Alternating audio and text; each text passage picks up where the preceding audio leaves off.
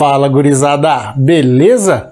Eu sou o professor Hilton, o seu professor de física aqui do YouTube, e você está em nossa playlist de resolução das provas anteriores do Enem, aqui 2019.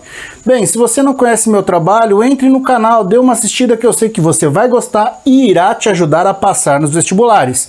Então se inscreva e ative os sinos de notificação. Bem, para hoje nós trabalharemos com a prova amarela e a nossa questão é de número 100.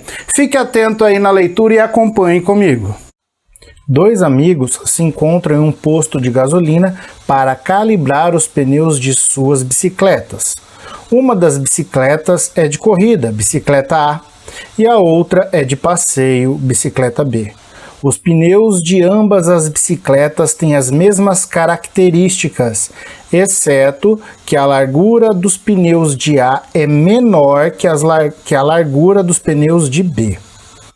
Ao calibrarem os pneus das bicicletas A e B, respectivamente, com pressões de calibração PA e PB, os amigos observam que o pneu da bicicleta A deforma, sob mesmos esforços, muito menos que o pneu da bicicleta B. Informação importante essa, hein?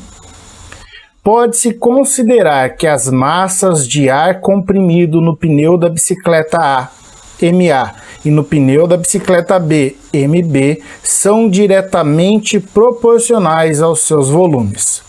Comparando as pressões e massas de ar comprimido nos pneus das bicicletas, temos...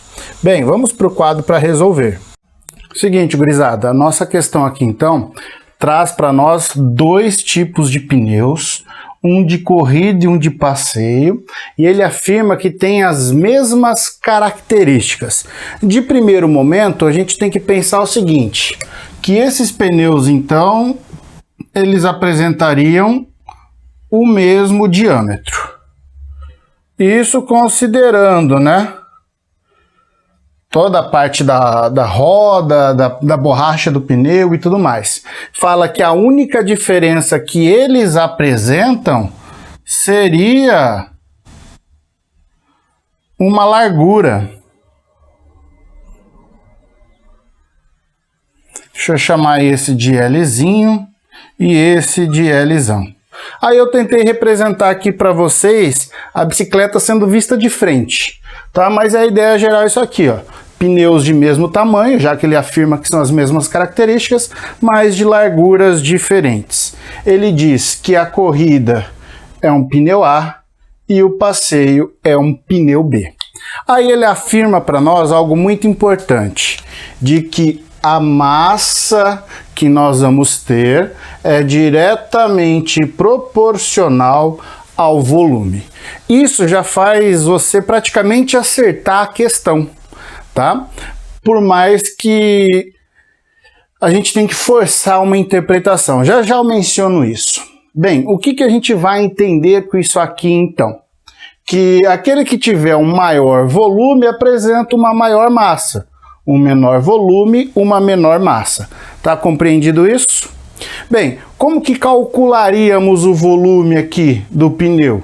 A gente pegaria todo o diâmetro, né? Encontraria ali a área daquele pedaço do pneu, vezes a largura, mas enfim, a gente não precisa se preocupar. Como ele disse que tem todas as mesmas características, o que muda é a largura, então quem tiver a largura maior tem mais volume. Tá claro isso para todos? Com isso podemos entender que o volume de B ele é maior que o volume de A. Tem mais ar dentro do B do que em A, em termos de corrida e passeio. Consequentemente, podemos dizer que a massa de B ela é maior que a massa de A.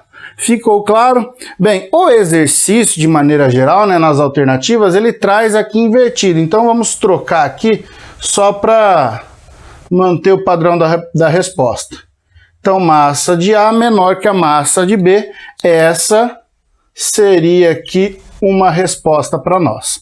Bem, o segundo ponto a gente analisar. Ele fala que as duas bicicletas vão estar submetidas sob o mesmo esforço, ou seja, a força que for feita aqui na bicicleta é a mesma nos dois casos. Bem, como está sendo feita essa força que empurra o chão devolve. Então, essa é a nossa força normal. A gente pode entender ela como uma força normal. Então, esta força é a mesma, ela é constante. Aí ele diz o seguinte: a deformação que o pneu A vai fazer no chão é menor que no B. Espero que aí para você a figura que eu tentei fazer fique bem ilustrada. Então eu vou entender que eu tenho aqui uma areazinha pequena e nós temos aqui uma areazona maior. Ok? E aí a gente precisa lembrar de que pressão é força normal por uma área de contato. Então aqui, pode chamar assim, ó, área do A e uma área do B. Espero que não tenha ficado pequeno aí para vocês na visualização. Bem, o que a gente vai enxergar? Como a área do A está deformando menos, a área de A deforma menos que a área de B. Como a força normal é uma constante, pressão e área são inversamente proporcionais. Como que a gente vai verificar isso? Primeiro, a ideia, como a gente veio falando, a força é a mesma. Ela é constante. Sendo ela constante, a gente vai ver que quem tem a menor área exercerá a maior pressão. Com isso, entendemos que a pressão em A se torna, então, maior que a pressão em B. Pronto, gurizada, tá aí. Espero que tenha ficado claro para vocês essa ideia da utilização da pressão. A alternativa que descreve em que a pressão A é maior que a B e a massa de A menor que a massa de B é a nossa alternativa B, e assim ficou o gabarito do Enem. Porém, assim, a gente tem que pensar o seguinte: nesta ideia de volume e massa, faltou o autor ser um pouquinho mais específico. Talvez quando ele falou que as rodas apresentavam todas as características, né, ele não quis dizer simplesmente as características geométricas, por exemplo. Pode ser que ele tenha feito a seguinte ideia: a densidade é uma constante e a temperatura é uma constante. Mas, logicamente, que ao ler isso, você não entende desta forma.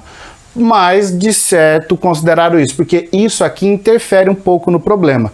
Se pensarmos que a massa que ele se refere à massa de ar é um gás, então PVNRT, e aquele Nzinho, né, massa pela massa molar, que é o número de mols. Então, a gente teria algumas condições que entender. Primeiro, definir que densidade é constante para esta relação e depois uma possível temperatura constante para poder fazer a análise. Mas, enfim, eu acho que quando o cara elaborou a questão, ele já pensou de forma direta. Afirmar que isso aqui é diretamente proporcional já me dava a resposta, e a ideia da deformação sobre mesmo esforço me dava a pressão. Exercício respondido. Não houve, né, a anulação de questão, nem nada, ficamos então desta forma, mas fisicamente teria que ter um pouquinho, assim, teria um texto um pouquinho mais completo. Mas enfim, gurizada, até a questão de número 100. Se você ficou até aqui, peço que deixe seu joinha, compartilhe os nossos vídeos, deixe um comentário, porque isso ajuda demais o YouTube reconhecer o nosso canal. Se você não está inscrito, se inscreva e ative os sinos de notificação, porque eu tenho certeza que você vai gostar do meu trabalho e ele vai te ajudar nos vestibulares. Bem, gurizada, fico por aqui, até o nosso próximo encontro. Um forte abraço e um beijo no cérebro.